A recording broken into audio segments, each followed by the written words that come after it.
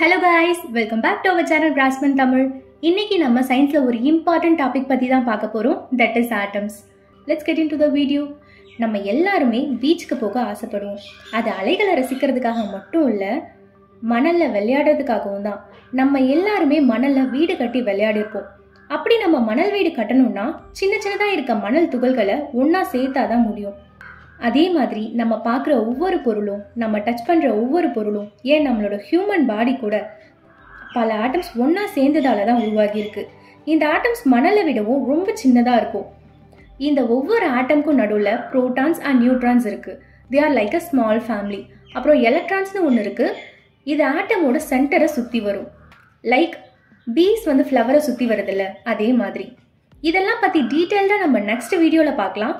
இந்த வீடியோல இருந்து நீங்க தெரிஞ்சுக்க வேண்டியது என்னன்னா, நெக்ஸ்ட் டைம் நீங்க கையில மணலை எடுக்கும் பொழுது ஆக்சுவலி உங்க கையில இருக்கிறது மணல் மட்டும் கிடையாது, லட்சக்கணக்கான ஆட்டம்ஸும் தான் அப்படிங்கறத ஞாபகம் வச்சுக்கோங்க.